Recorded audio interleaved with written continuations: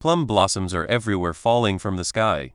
There is a big gathering in front of Manhwa sect. Sect leaders from different sects of Murim gathered to see what happened with the famous sect. At the entrance, a pile of bodies can be seen. Suddenly a man with a severed head in his hand is coming out of the sect gate. A strong martial artist that doesn't seem to be impressed by the number of opponents he now has in front of him. He came here because people said that Manhwa was the strongest, but it turns out that rumors can't be trusted. Then he throws the head from his hand. The elders are recognizing the head. It was the sect leader of the Manhwa sect. Then he declares that if they came in a pack they must be stronger than Manhwa. This enraging the elders, they are preparing their techniques then leap to take the man's life. The martial artist is excited thinking this place is really fun. The scene switches to a man wearing a VR set. The martial artist was actually a player in a game named Murim Online. We is watching the news that are showing a missing man. Suddenly a noise is coming from a room in the back. He is grabbing a hammer and is making his way to a man that is tied up on his knees that is begging for his life. Then the man says that he knows why he was kidnapped, but he really didn't do anything and swears on his life. Our guy is throwing his face some photos. These are memories of his acts that he committed, beating, violating and killing innocent women. When seeing this he is in shock. How did our guy got this? Then our guy is pulling him from the head to use the hammer on him to smash his head. He states that if he really didn't do nothing he wouldn't have become his prey. The man is resisting and is pushing our guy. When faced with this our guys get excited and smiles. Now the guy has the hammer and is preparing to kill our guy.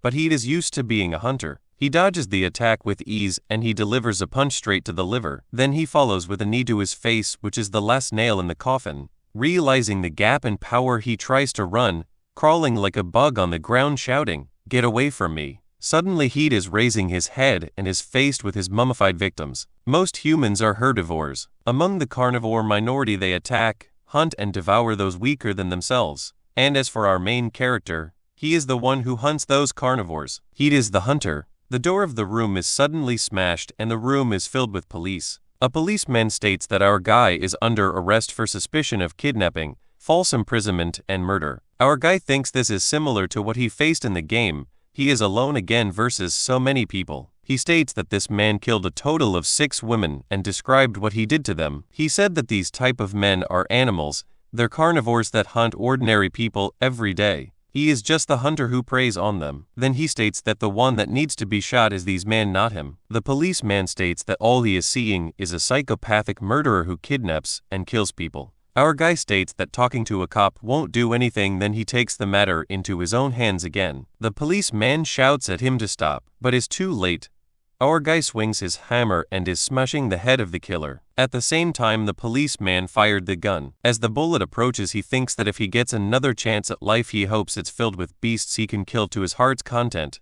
A place like Murim Online. That we see some of his memories and a sudden realization that he is alive even if he remembers he was shot. A man in front of him is stating that he was sure he was dead, but it seems he is alive and well. Then he states that he doesn't know what pain in the neck it was to drag him here from the marketplace. He states he will see him tomorrow and throws him. He will take care of him then. Our guy goes to grab a rock near him. He wants to teach this guy a lesson, but a sudden pain is hitting his whole body. They after taking a moment is realized this is not his body and that he is full of wounds. He takes a look outside to see where he is, and when he does the scenery feels familiar. He just realized that he is in Murim. His wish came true. He can't help but cry and laugh from excitement. Then a message appears. Player Dong Bonsu, welcome to Murim Online. This is everything you wished for, a world where the strongest reside. Our guy, Dong Bonsu, reincarnated as Awesome, a slave.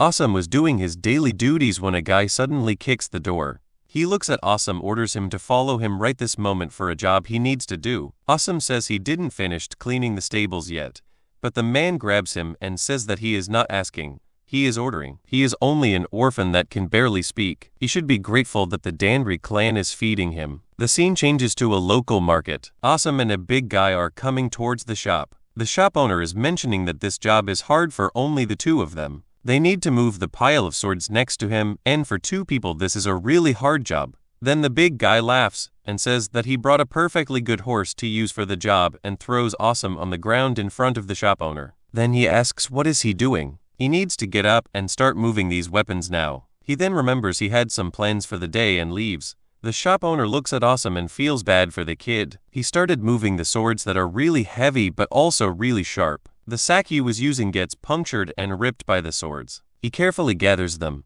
and with the little strength he has left he is pulling the pile. The shop owner said that he did a really good work. But shouldn't he rest a bit? He looked pale, almost like someone on the verge of death. Awesome said that he is fine, but he didn't look like someone that was fine. He started being cold and dizzy. He reflects on his life, that he hates it. Then a random guy that he encountered gets pissed just by looking at him. He started apologizing, says he is sorry, but is cut short by a punch to the face. Then he started to be beaten. He thinks as he keeps getting hit when and where did it all go wrong? Was it when his family died in the typhoon, or was it when he knocked on the Danri family gates just to survive? Perhaps it was the moment he was born into a world like this. Then Don Bonsu wakes up. He dreamed the memories of Awesome. He saw how he died. He started to feel again the pain in his body, but now he knows why he has it. He takes a look at his reflection on the surface of the water and is glad that he knows his name in this world, Sasam. He checks the stable and it fits with the one from his memories. He knows that Sasam got beaten to death back then and he entered his body. He is seeing a window with his status from Murim Online. The scene shifts to a man that walks with a bowl of food. He is pissed that he need to take care of an orphan mute. He thinks he had to run into Peng Dorang, a guy who is famous for his temper. He then thinks if he should just kill him for real. Then he realizes that it's too risky. He doesn't want to die because of this. He kicks the door of the stable and throws the bowl with food in front of him. Our guy thinks that 2 weeks have passed since he woke up in this place. In that time he gathered some information about the outside world. First, the people here use Chinese characters, but this isn't China. He knows that because of martial arts. Fantastical techniques once thought possible only in novels and film. People flying around and moving faster than the eye can follow. In this world martial arts are alive and breathing. It's like a real-life Murim Online. He has a status window that only he can see. He doesn't know if he is a player or a person, but he is alive in this world. He is interrupted by someone. He has a visitor. Is the big guy from the marketplace that was supposed to help him with the swords. He states that his brother Sasam seems to be living the good life. Meanwhile, others were punished because of someone. He referred obviously to Sasam. He had waited for him. He grabbed the bowl, started to eat the whole thing. The big guy is pissed that he has the audacity to do something else when he speaks. But Sasam breaks the bowl and gets a sharp shard which he aims straight for his neck. He punctured the vein. He is not finished. He attacks the neck with the shard once more and keeps stabbing him. The blood is everywhere and he looks at the corpse thinking that this is what he wanted. A place of the strong, where you can trample on the weak. This is the place where he can be himself and he can go wild. The land of the true predators. After the kill he thinks that to kill a guy like this is not worth it. But he wanted to confirm something. He opens the inventory and takes a look at the inventory windows. Something feels different about it. In Murim Online it was a slot-based system with 1 item per slot, but the inventory here is one large open space. He is feeling it with his hand and it is massive. A couple hundred square meters. That is his guess. He takes a look at the corpse and he wants to try the same thing as in the game. With a touch he said, "Store an inventory." In an instant the huge body vanished. Not only the body but even the blood. Everything was stored in the inventory like the kill never happened. The perfect way to hide a body. This is an incredible useful ability. He wonders if he can store living things as well, and if he can, will they still be alive? He will do some experiments, but for now it is good enough. Time passed and he is back doing his job. He is cleaning the entrance to the stable when suddenly he is slapped from behind. Is the same man who brought him food. He asks if he really became a mute. He points to the horse and gave him a new task, walk with the horse. He bows to show respect and as a sign that he understood. He plays the role of a mute well, but obviously this is all part of a bigger plan. He takes the horse for a walk and is passing a busy street. In the corner of a building some kids are spying on him. Why? It's simple. They see Sasam as an amusement. He is a mute and a slave.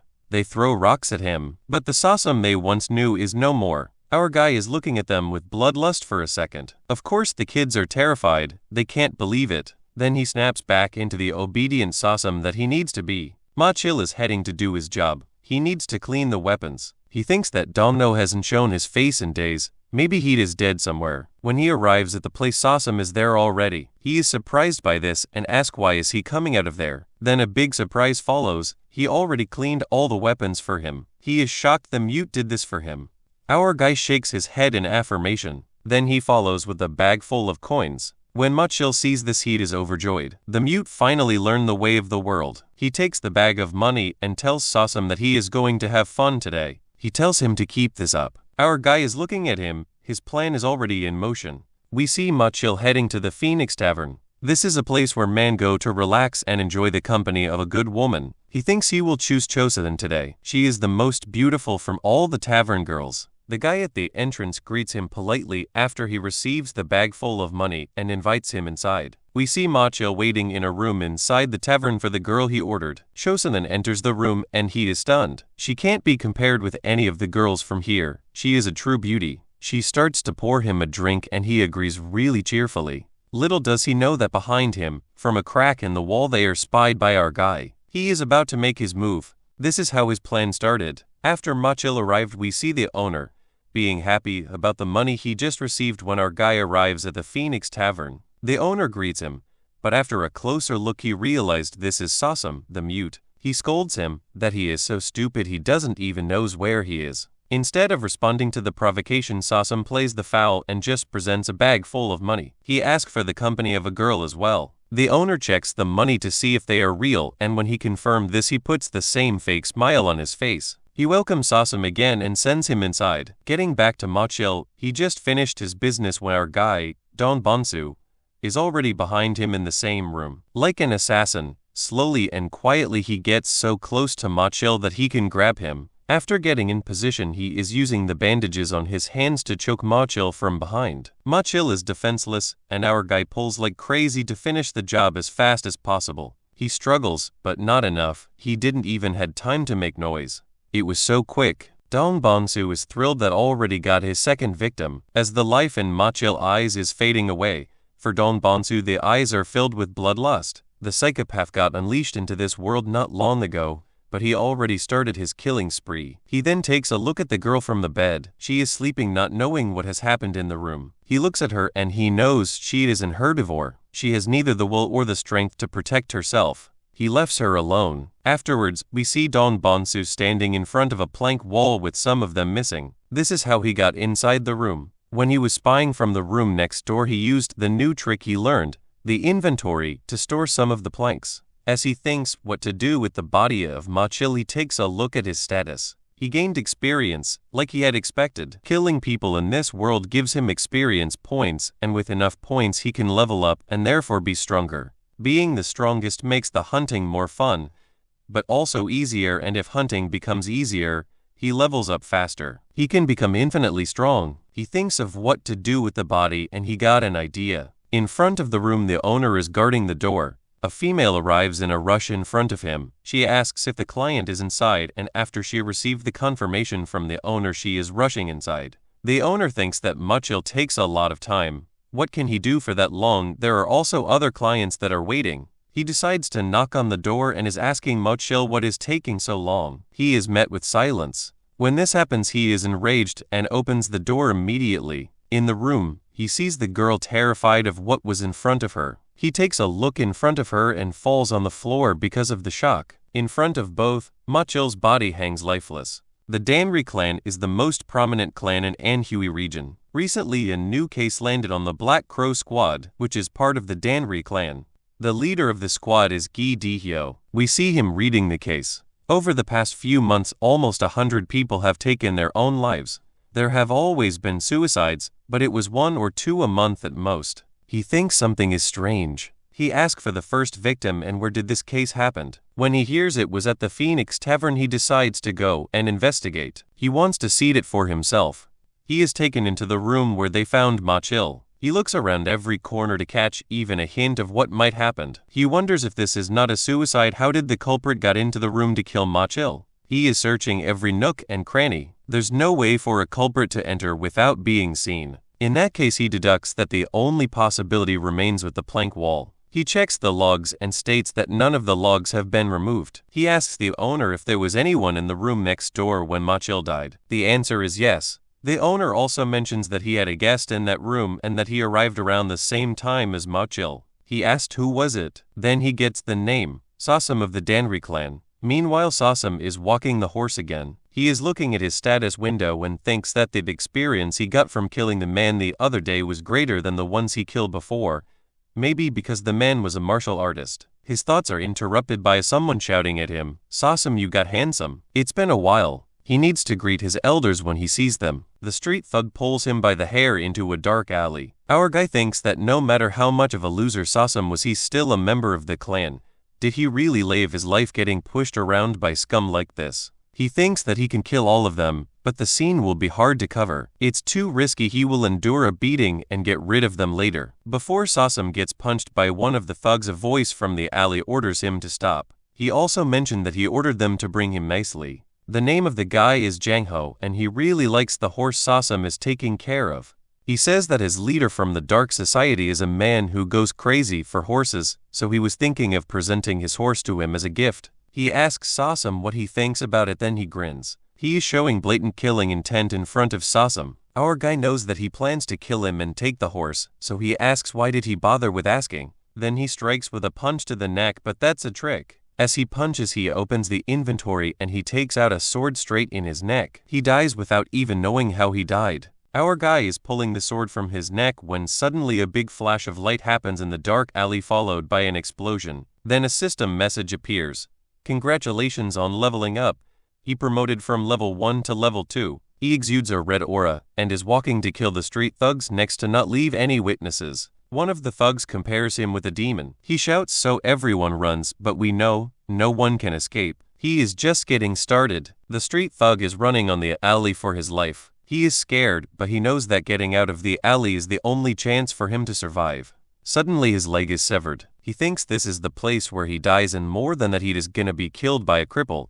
He was nothing. Sasam is knocking him out and drags him. When the thug wakes up, he is stunned. He is surprised and he is alive. He'd addressed Sasam as the demon, but he realized that he really might die this time. Sasam asks him who was the guy that died first, the one that acted up. He said his name was Jangho. He is from Black Society. Sasam remembers the name and asks for more details. The thug mentioned that this was their idea all along. Black Society is one of the unorthodox groups controlling the back alleys of Benyang, and Jangho was an executive of the Black Society. The name of the leader is Bang Bang Poyam. Basically everything they do are orders from him. Sasam is glad he can get information, so he is telling the thug that he wants to know about the unorthodox groups and the Black Society.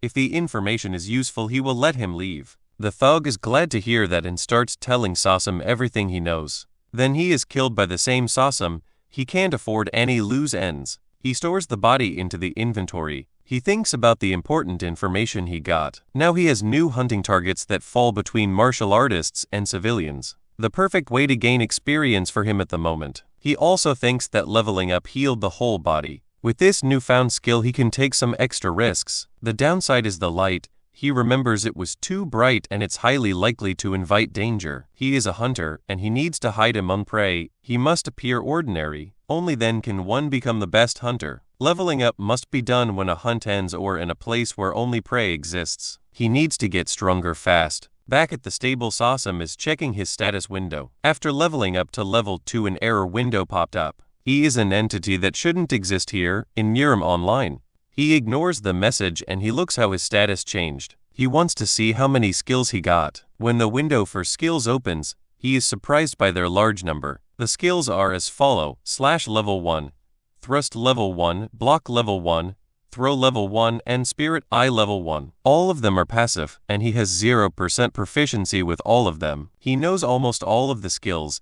These are basic skills in Murim Online when creating a character. But what is the last skill? He never saw Spirit Eye before. He wonders what can the skill do, but not long after a window appears again. Spirit Eye activation conditions have been met, so Spirit Eye is automatically cast. The window presents a countdown and a message. An enemy with a level difference of 10 or more is approaching within 20 meters. The countdown is for the distance. This is an early warning system. He gets into position and waits to see who is gonna open the door. He thinks this man can't be an enemy. There aren't many humans bold enough to invade the Danri family. Also, this person is moving slowly. An enemy wouldn't do this in another territory. The person approaching now must be a master within the Danri family. This person is someone much stronger than him. Out of the Danri family figures this person must be, and before he finished his thought, the stable door opened, and inside Gidihyo, the leader of the Black Crow with a servant, are approaching him. He walks until he is in front of Sasam. and then he puts his hand on his shoulder. He asks Sasam directly, "Did you kill Ma-chil?" When Sasam hears this, he is in a state of panic and shock. But the reaction alone is not enough to fool a master. A blue aura emerges from the hand on Sasam's shoulder. This aura is like lightning and runs through Sasam's whole body, passing through every bone and every muscle. The master concentrates the aura in a single point in Sasam's body, and after it reaches its destination, it slowly fades. After finishing, he lifts his hand from his shoulder and leaves without saying another word to Sasam. Sasam watches them leave and thinks that he is not as safe as he thought. Something has exposed him. The man accompanying him asks the master after leaving why they left without questioning him. Isn't he a suspect? The master says that he was indeed a suspect. He infused true Kai into his body to examine it. If he had practiced even a little bit of martial arts, he would have realized it because there would have been traces. But his body was empty, no trace of true Kai. The conclusion is that he is a normal person who has not practiced any form of martial arts.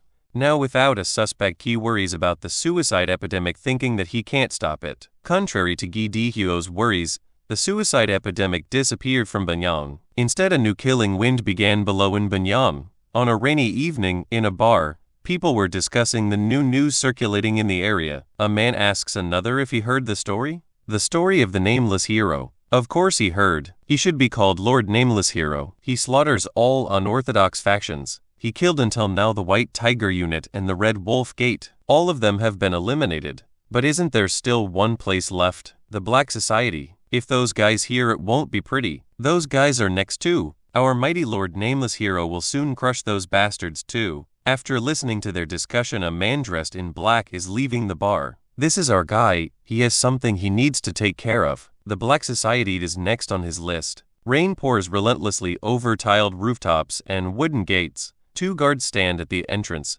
unaware that something has already gone terribly wrong. One of the guards is waking up the other one. They both know the nameless righteous swordsman is causing chaos in the unorthodox factions. They fear they might be next. He didn't even finish his sentence. The head of his colleague is flying. No time to react, only panic and the sound of rain. As he prepares for the encounter, from behind his head is also severed. Now with a free pass, he is sheathing his sword and opens the gates. He entered the Black Society headquarters. As he moves forward, he is welcomed by a rain of arrows. A big group of armed men are prepared to engage in combat. They were waiting for him and knew he would come. Our guy prepares his sword and shows no signs of fear in being outnumbered. With a scream from one of the men, all of them are rushing to kill Sasam. He has new tricks and new skills now that he leveled up more. A red aura is engulfing his sword as he prepares to strike. This is the skill named Thousand Army Sweep. He unleashed a big slash that killed all the guys in front of the crowd. We are watching a massacre. Even they know it. He strikes and moves forward like a continuous killing machine. The men are starting to fear him even more. A guy with a spear is trying to make a move against him. Everyone is stepping aside. Sasam sees this and grabs one of the guys near him. He throws him like a ball and is preparing a strike. Now both of them are in his scope and both got pierced by his sword like a rapier. They can't believe the gap in their powers. As he gets his sword out, he is attacked from behind. Even if this is usually a blind spot, that's not the case for him. With his inventory, he is slashing the head of the guy in two. He got more proficient in using the inventory to his advantage. But even in this state, he is not unstoppable. He let his guard down for a second and it was enough. Someone stabbed him with a sword. He retreats after he breaks the sword blade. The man that landed the hit is proud. When the people see that he can be sliced, that he also bleeds, they laugh. They get excited. He is a human like them, so he can be killed. He takes the blade from the wound and cuts the hat. Everyone is confused, but they didn't realize. They just fueled his madness. Now he is in full Seiko mode. His bloodlust is off the charts and they are slaughtered without mercy. In an inner courtyard, a man hides behind a stone. The screams are less and less. Does this mean that one man killed them all? He remembers how he only stole some money, blackmailed, and even killed a few people, but he didn't do anything that deserved death. Suddenly, a final scream is heard, followed by complete silence. He has several archers behind him. They are ready to knock him down as soon as he enters the inner gate. Suddenly a figure is seen in front of the gate. The man ordered the archers to fire. A shower of arrows falls on the gate and on the silhouette that could be seen in the distance. At the same time, behind him, the archers are beheaded one by one. It was obviously a diversion to find out their position. Sasam, after killing all the archers, heads towards the man. With a single dash, he decapitates him mercilessly. With the death of this man, not even a single member of the Black Society remained alive. The only one alive and the next target is the leader of Black Society, Bang Poyam. Before attacking Black Society, he hunted Tiger Unit, and after defeating the leader, in addition to leveling up, he also obtained 2 new skills. The name of the skills are Kingong and the 3 Forces Sword Art. After obtaining these skills, he knew he was ready to attack Black Society. The only unorthodox faction left in Bingyong after his killing spree for levels is the Black Society. The leader is waiting inside the inner part of the stronghold. He knows what is happening and is waiting to see who came after his head. Sasam appears in front of him. While it was raining heavily outside, the two looked at each other. Bang Poyam, the leader of the Black Society, asks Sasam if he is the nameless righteous swordsman. Sasam answers that he is not. He asks why he killed so many people from the unorthodox faction if he is not a righteous swordsman. Again Sasam says that he is not a righteous swordsman, but this time he has the look of a psychopath with a big smile. Seeing this, the old man couldn't help but laugh. A single person fooled the entire world. Sasam just let everyone believe what they wanted to believe. The old man admits that Sasam is an interesting person, but it doesn't matter. Even if he is on the side of the orthodox or not, he is there to kill him, so it's all the same. The old man shouts, "Show me what you got." The two release their killing intent and you can see a sharp aura around them. They get ready to engage in battle. As they focus, time stays still until a drop of rain hitting the ground signals the start of the battle. Both are striking with incredible speed. Sasam knows that this opponent is leagues above of what he fought until now, but he is excited to test his limits. We can see from the first exchanges that Sasam is hurt by the old man. After he noticed that he had an opening, he went straight to Sasam's neck. Our boy thinks that the reach is too small and it won't hit him. Unfortunately, he estimated wrongly. He was cut not once but twice. Sasam withdraws after this exchange. The old man knew that after the fight that Sasam fought, he would not be in perfect shape. He does not give him time to recover and attacks him again. Through a sequence of attacks, he tries to overwhelm Sasam. He targets the same place. Sasam wounds. Sasam realizes this, but the barrage of blows is too fast. He is cut in several places because of the difference in experience between the two. He is thinking of sacrificing his body as long as it will bring him victory. The old man sees him lost in thoughts during the fight,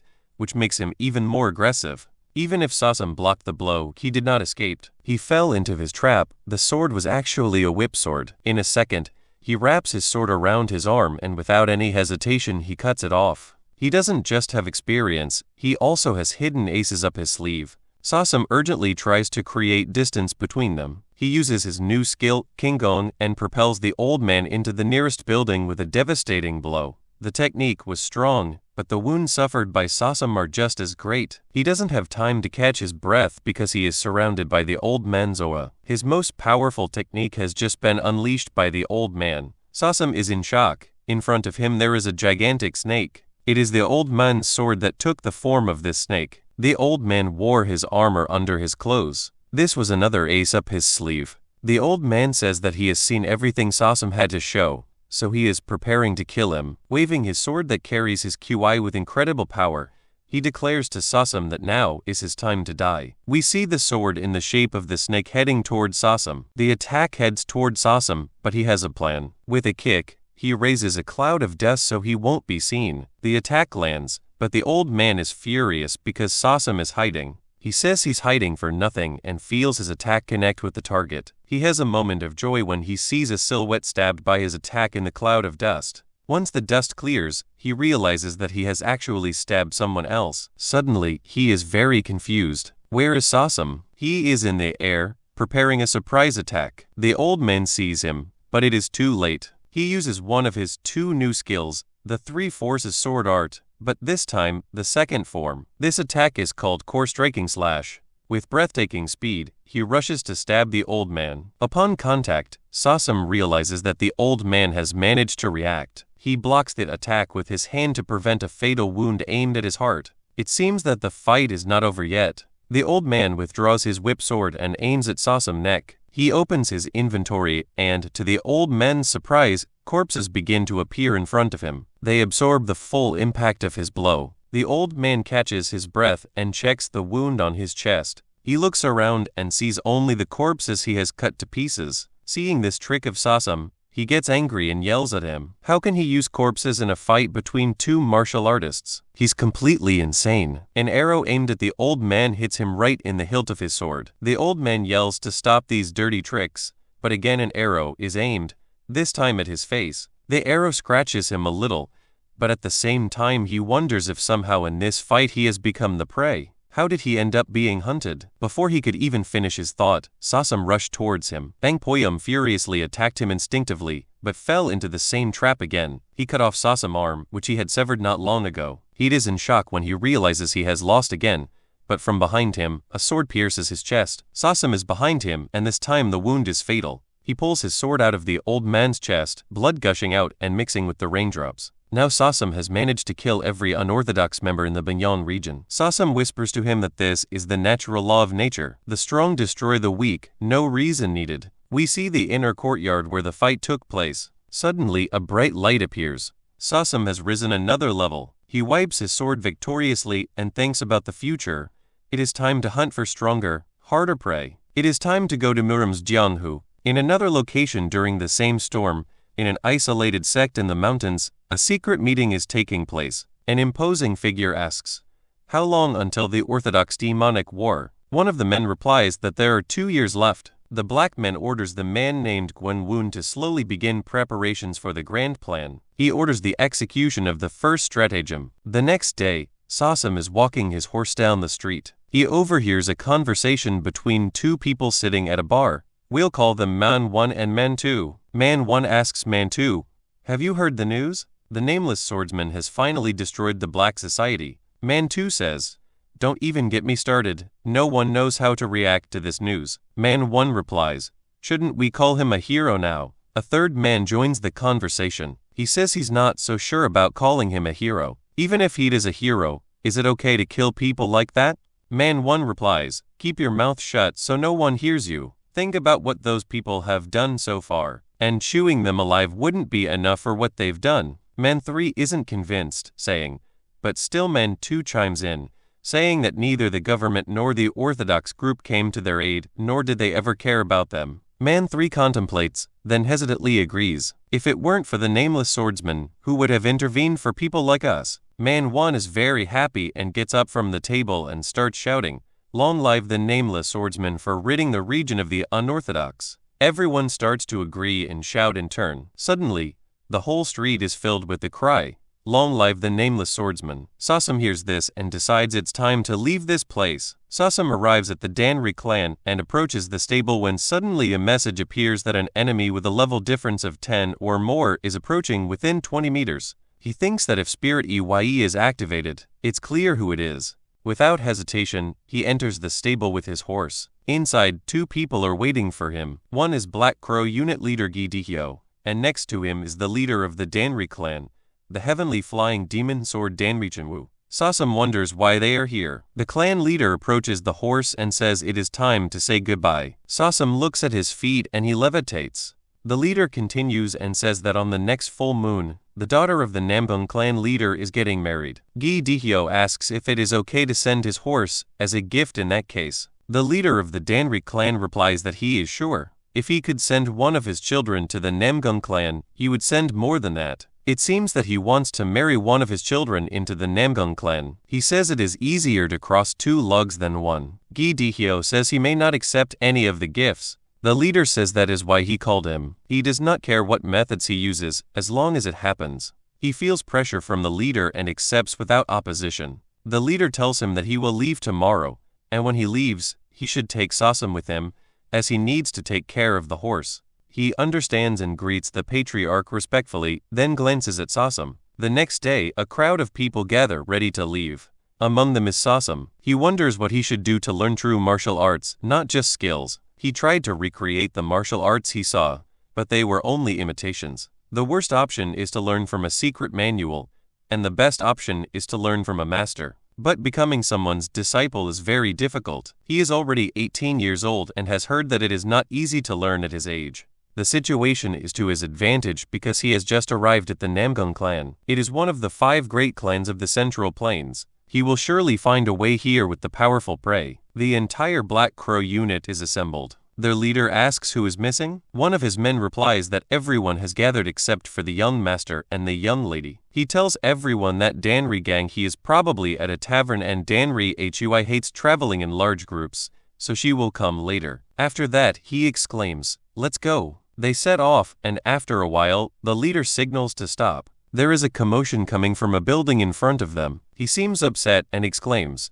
"Not again Danri gang, he is the eldest son of the Danri clan. He is a prodigy with extraordinary talent and skill, and he has everything it takes to join the Namgung clan as a disciple, but the problem is his character. He is reckless and likes alcohol and women, so he is always surrounded by bad gossip." The leader of the Black Crow unit approaches the door and wonders how can he beat someone in broad day. Suddenly, an explosion occurs. He is shocked. The young master is beaten by someone. Sawsome skill is activated.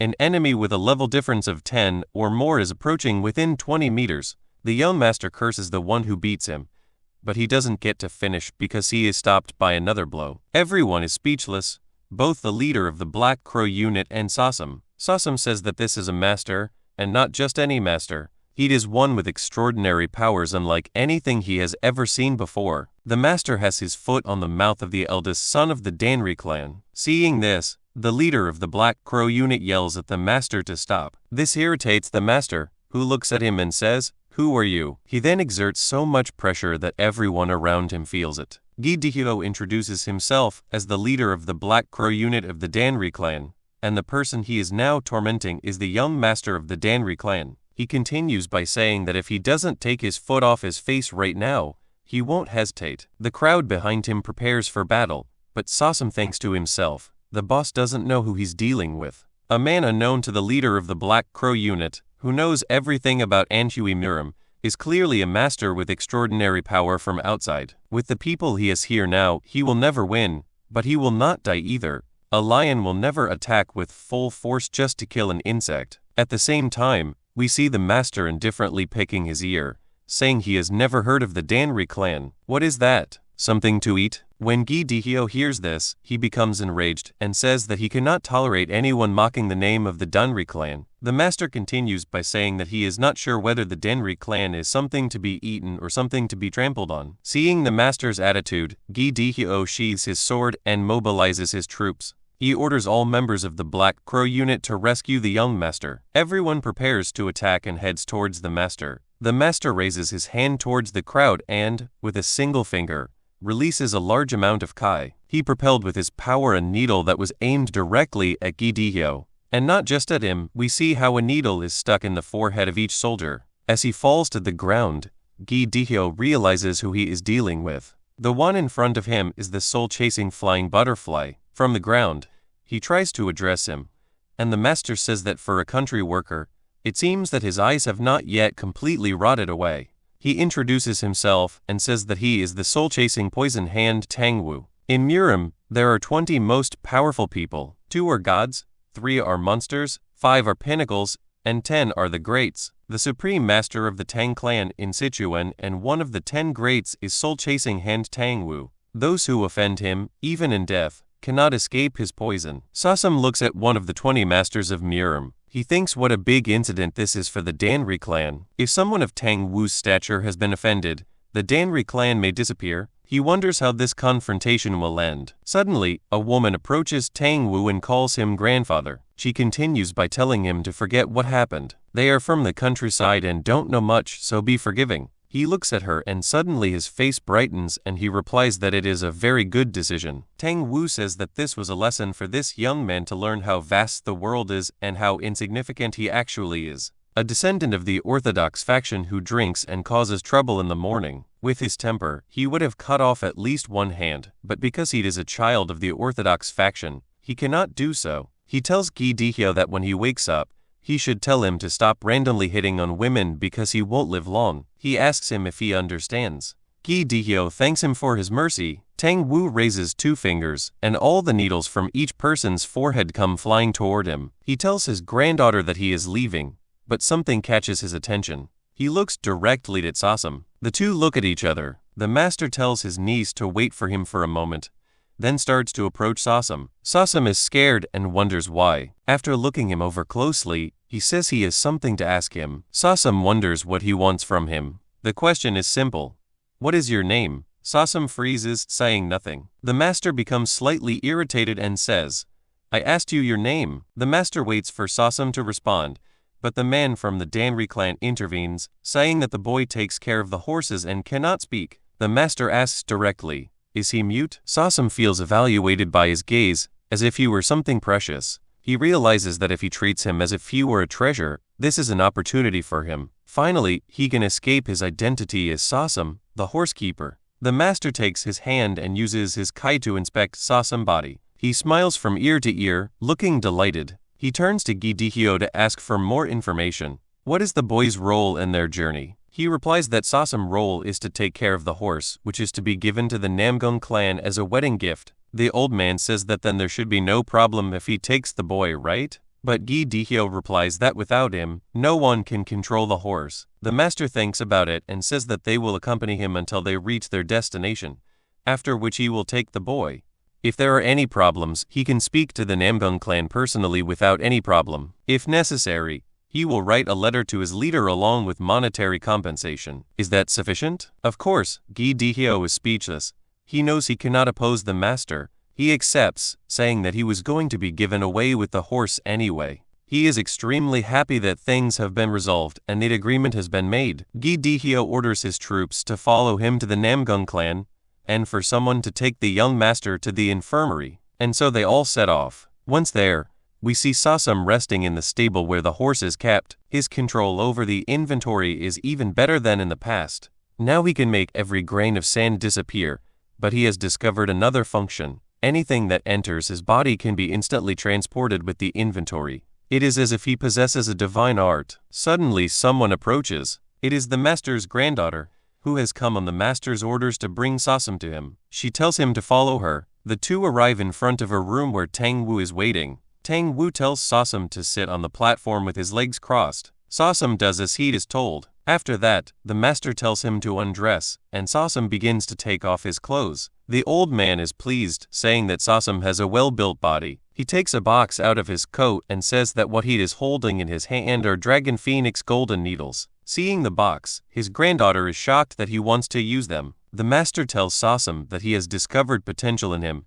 and that he can help him bring it out. What he will do is very painful, but if he endures and survives, it will give him something extra and heal his muteness. He asks him if he will do it. Sasam accepts with a glance. The discussion between the two is interrupted by the granddaughter, who asks the old man if he is sure that the elders will agree with his decision and that it would be better to wait. He laughs at his granddaughter's concerns. Sasam looks at him carefully and understands what is about to happen. The discussion continues and the master addresses him once more. Young man, are you ready to receive the name Tang? In Murim, there are many names for those born with exceptional martial arts abilities: Heavenly Meridian Body, Wheel-Turning Sacred Emperor Aspect, Cosmin Sacred Bone, and many others. They were all hailed as rare talents said to appear only once in 10, 100, or even 1,000 years. But the greatest treasure among them is something he found for free. Compared to the body he found, the other talents don't even matter.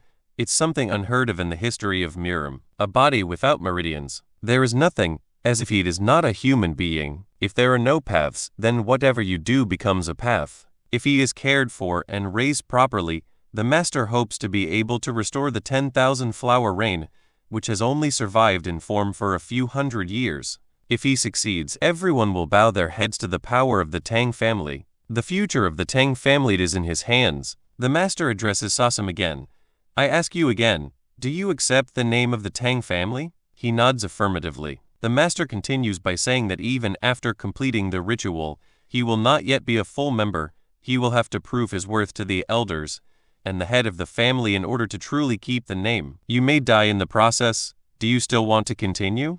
But the master speaks in vain. Sasam has already made up his mind. The master announces that he will begin the Great Reformation ritual on him. He sends his granddaughter Hwa to stand guard. As she leaves, we see needles levitating around them, and the ritual begins. The master takes a needle in his hand and begins to open his meridians and create pathways for Kai flow. As the ritual takes place, We learn that Sasam knows everything that is happening. He couldn't hear them because they used sound transmission, but he is very good at lip reading. He understood the essence, the body of no meridians. How could he have such a thing? If he had, he would have known with the help of his status or the system. Perhaps because he is an anomaly and was reincarnated, he has this body that is neither human nor a game character. Tang Wu has no way of knowing this, of course. He came up with the absurd idea that he has no meridians, and he just has to play along. The ritual is complete. The master is pleased with what he has discovered, a body that will never be seen again in this world. Even if the points are temporary, there is not even a blockage in the flow of Kai and blood. In fact, his Kai is several times faster than that of normal martial artists. Truly a real talent. But this talent cannot escape him. To make sure of this, he plants a GU in him. This is a poisonous insect raised by the Tang family and does not show any symptoms unless activated. If it cannot have him, it will destroy him from within. We see that afterwards it removes the needles one by one. It is already morning. It seems that the ritual lasted all night. Tang Wu tells Sasam that the ritual is complete. From now on, he is no longer the horsekeeper at the Danri stable, but a member of the prestigious Tang family, the most powerful in Sichuan. His name will be Tang Sam. Hearing his new name, Sasam, or rather Sam, responds with a decisive yes. Shortly after, the door guarded by the master's granddaughter opens and Sam emerges wearing the Tang family's clothing. After moving away from the building, he uses his inventory and the GU insect appears in his palm. He destroys it by crushing it, then he smiles with satisfaction. The mute Sasam from the Danri family is now dead. Tang Sam of the Sichuan Tang family, this is his new pair of wings. The action moves somewhere else. We see a man and a woman spending the night together. The woman notices an assassin on the ceiling, but she does not get to say what she sees that the man is already attacked. He reacts and is angry. Because of the assassin, his silk robe was sprinkled with blood. The man asks the assassin who he is, but he doesn't say anything and is preparing for another attack. The two are preparing for confrontation. The man calls his sword and the two collide. After the man felt the first attack of the assassin, he gets even more angry. How does he have the nerve to attack him when he's so weak? He calls his second sword and retaliates. The assassin tries to escape, but the man doesn't give him time. It unleashes an attack in all directions. The assassin uses his technique to counter the attack, and the man feels a familiarity when he observes his technique. He is attacked by the technique, and then he's sure it's the ink light killing sword. He asks the assassin if it's been 10 years, and he calls him Mad Cloud, implying that he recognizes him. Mad Cloud replies that it has been 9 years and 190 days. The man is amused. Then he said that the assassin is definitely Mad Cloud. Only he would remember such trivial details. He asks the assassin what brings the 18th cloud here in person. The assassin replies, "Orders have come for you, Ash Shadow." The first stratagem. He seems surprised by the news and becomes agitated, after which he exclaims, "We are finally doing it." Good. What about Shifting Shadow? The assassin replies, "The Nambung clan. On the 15th of this month is Shifting Shadow's wedding day." The man seems surprised. Wedding? Don't tell me Shifting Shadow is. And there is silence between the two. After a few seconds of silence, the assassin continues and says that it is about everyone except Shifting Shadow and Namgun Ai. The man says that the soul-chasing poison hand will arrive in Anhui soon. Their forces will not be enough. The assassin says that the 5 shadows will work. The man thinks that then is enough. Mad Cloud says he delivered the orders so he'll leave. The man asks him what Shifting Shadow's name was because he forgot. He does not answer him and disappears. The man exclaims that he is as unpleasant as ever. He is jealous. He thought that shadows would live alone forever, but Shifting Shadow became a hero in the Orthodox faction and now has the first beauty and Huey as a bride. All while he rots in a place like this. He comes out and snaps his fingers. A subordinate of his appears. He gives him orders to clean the room and get rid of the filth on the bed too. And besides that, to kill all the guards who were on duty today.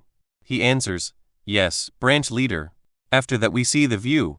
He is the leader of the heavenly demon divine cult from the Anhui branch, the naked silver demon. Hagashol, known as Ash Shadow. It's about to start. We see how the crowd of people our guy belongs to almost end up in Anhui province. Tang Wu says they arrived faster than they expected.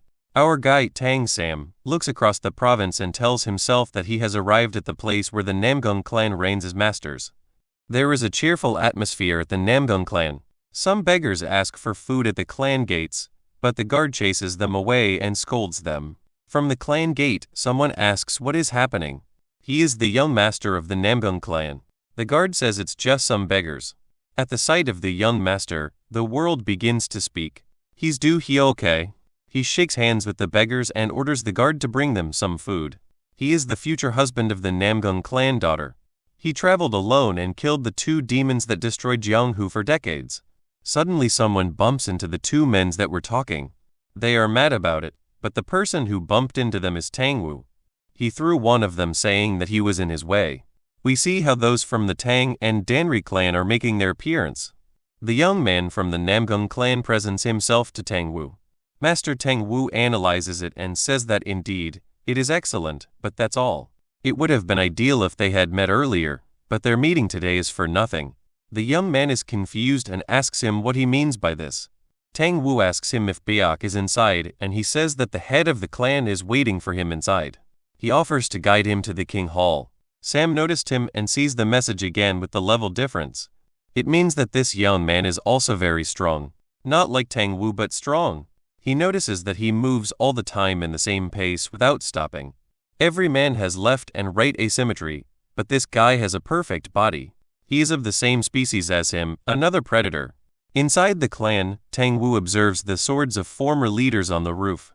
He has no more patience and turns to Hall. 2 people are talking inside. The old man inside addresses Tang Wu as uncle. He says that it has been a long time since they saw each other. Tang Wu teases him, but he is happy to see him. The 2 are talking and seem quite close. Tang Wu's niece noticed the closeness between the 2. She is greeted by Hai, the bride-to-be. The future groom also presents himself as Do Hyoke. She teases him saying that she will address him with brother-in-law. The most ashamed is Hai. The 3 laugh together when Hai notices Sam. She asks who is it? He presents himself as Tang Sam. Do Hyoke extends his hand and is delighted to meet him. The 2 greet each other, after which Do Hyoke remembers that tonight they plan to go to Lake Soho. He suggests that they should go together. Of course, including Tang Sam. On the lake the atmosphere is quiet. The 4 admire the view. The girl from the Tang clan exclaims that it is very beautiful. Do Hyoke says that the lake is famous for breathtaking views and that the night view is especially stunning. Hai from the Namgung clan and Hwa from the Tang clan admire the scenery. Do Hyoke does not miss the opportunity and invites Sam for a drink, suggesting that they should leave the girls to talk. He is going to fetch some good wine. Sam thinks that Do Hyoke on the surface will become the son-in-law for the Namgung clan, but he is definitely a disguised predator. A person of that caliber could surely plot something quite substantial. But when? Why? Sam feels like he has been caught unwittingly in a massive unseen scheme. Then the message for an enemy higher in level appears again. He looks in the direction of Do Hyoke and realized the message is not for him. He estimates the ship length to be about 25 meters and the height around 5 meters. Then the enemy is supposed to be on the lower deck. We see Do Hyoke returning with the wine, but Sam thinks about the new enemy aside from Do Hyoke that just appeared on the boat. Do Hyoke says that the wine is strong and very precious. He brought it for Sam, but Sam is making an excuse. He mentions that he has some stomach issues and is not feeling well. Then he excuses himself. Do Hyoke tells him to ask a boatman and they will show him the way to a bathroom. Sam is going inside the boat and with each step he is getting closer to the enemy from the message. Now the distance to the newly confirmed enemy is increasing and then is closing again. He counts as he walks and he already estimated 2 enemies. Then 3 and at the end 4. Including Do Hyoke, that's 5. Currently there are 5 enemies on the ship who are over 10 levels higher than him. He goes outside again and thinks about their goal. If it was something like kidnapping Namgung Hai they would have done it already. Since that's not the case, it's highly likely their target is the Namgung clan itself. Or these enemies are people who are at least 10 levels higher than him. He doesn't know how large is the gap between them. For 4 such people to infiltrate the Namgung clan means they're overthrowing the Namgung clan. He is caught between a hammer and an anvil. By his side is Tang Wu, and against him are the enemies of the Namgung clan. He is truly in a dilemma, but like psychopath he is, this is making him excited. He thinks they will arrive at the waterway soon, so he should make a move. The boats are advancing and we see some men rushing to a door. One of the men asks if they really have to do this. Isn't going all the way of the waterway a bit much? The guy from the middle is telling them to not talk back, the need to follow the waterway. They check it and come back. Especially that the wedding is coming up, they might check it even 3 times over. He calls them slackers and looks at them go. He thinks that he is a warrior, he should be on the battlefield. He is wishing for some enemies so he will get rid of the boredom. Inside the waterway the 2 men are talking about food when suddenly Sam appears beside one of them and starts to attack them in the darkness. We see a clash of swords, only the sparks from the steel are making a bit of light in the darkness. Sam beheads one of them and is going to the second one with a slash to the throat. They fade into the darkness. The man outside starts to wonder what is taking them so long. He thinks they are slacking off again. He grabs a torch and heads inside. As he wanders into the waterway he stumbles upon something, is an arm. He gets scared and jumps back. He worries and starts to run in search of his people. As he runs he sees a light in front of him and when he arrives he is stunned by what he is seeing. A guy and a pile of corpses in front of him. From heads to bodies to arms, he is speechless. Sam turns around and tells him that the timing is perfect. He was missing an arm.